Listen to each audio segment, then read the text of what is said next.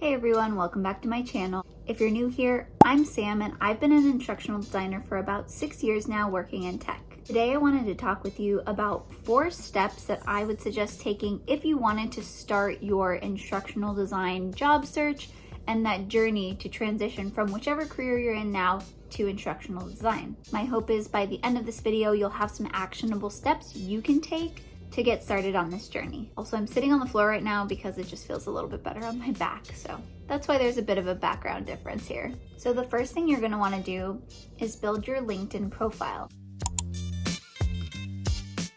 Now, LinkedIn is an online job searching / career platform where you create a profile and recruiters, who are the people who are employed by companies to find candidates to fill roles, can go through and read through your profile and see what job experiences you have and see if you're a good fit.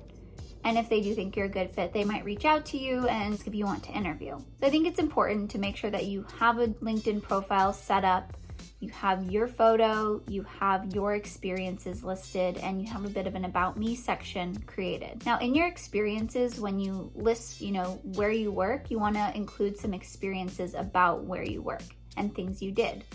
I think it's important to make sure that when you're explaining your experiences, that you relate them back to instructional design roles and like what you would do as an instructional designer. So for example, when I was a teacher, my LinkedIn initially had a bunch of stuff about how I helped my students and talked about assessment scores.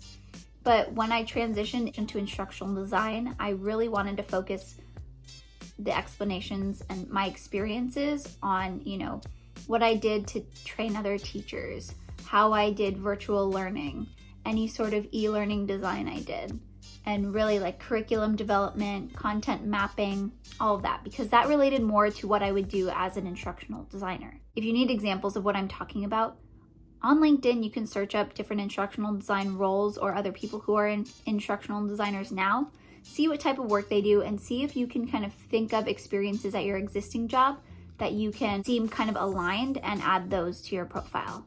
I'm sure you have more experience than you think you do, so just get that into your LinkedIn profile. Second thing you're gonna wanna do is create your resume.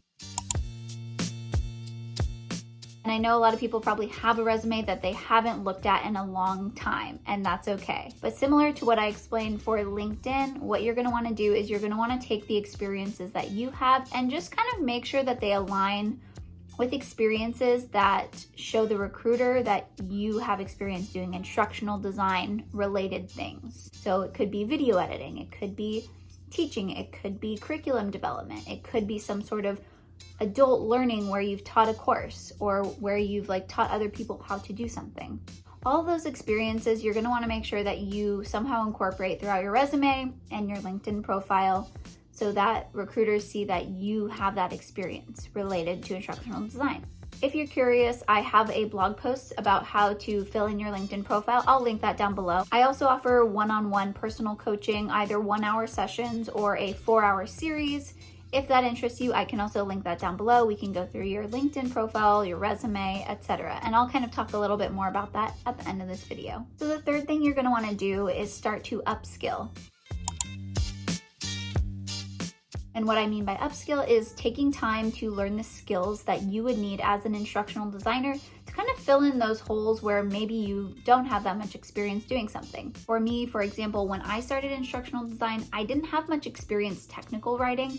And so I decided to spend a lot of time blogging, writing technical tutorials and creating this whole blog about how to do basic coding things. That really helped me hone in on my technical writing and my writing for more adult audiences, because I was so used to writing for middle school literacy and it was a little bit more fluffy, my writing, more exclamation points, more happy rather than direct and to the point and more technical. If you're not sure what to upskill, I do have a video about that. I'll link it down below, but also you can go on to LinkedIn, search up instructional design roles, and they'll give you a list of skills that they're looking for. So you can do that for maybe 5 different roles, kind of create your own list of different skills that they're looking for and start to see what YouTube videos you can watch about it, how you can kind of get started for free learning these different skills. I know there's a bunch of different software that instructional designers use. You can always look up how to use them on YouTube and then request like a free trial of them to kind of play around with those different softwares just to kind of get a little bit of experience. And along the lines of that is the fourth thing you should do is create your portfolio. Now I'll list all of my videos about how to create your portfolio down below, but essentially your portfolio is a really great resource to have where it can kind of give the recruiter and people who want to hire you a bit more of a holistic view of who you are. You can include things outside of your resume, so a little bit more about yourself, and you can include example projects that allow the recruiters or potential managers to see your work. I want to say like 75% of the time when a recruiter reaches out to me, they'll ask me for some sort of portfolio or like link to a work sample. And so it's just nice to have that handy.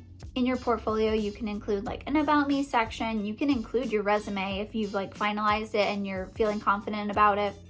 You can include your portfolio project samples, just so that everything is right in one place. Now you can create your portfolio for free using like Canva does free websites, Google Sites are free. I think Notion gives you like a one-page website template which you can include. There's like a lot of different options about where and how you can build your portfolio. And if you have any more questions, feel free to leave them down below. I'd be happy to answer them. So that's it for today's video. As I mentioned before, I am now offering one-on-one coaching. So I have a 1-hour coaching service as well as a 4-session coaching package where we can cover anything from your LinkedIn, your resume, your portfolio. We can do interview prep, really anything you need to kind of help get you started on your instructional design journey. I'll link all the information down below if you're curious. But anyways, I hope you found this video helpful and I hope you have a great rest of your day. I'll see you in the next one.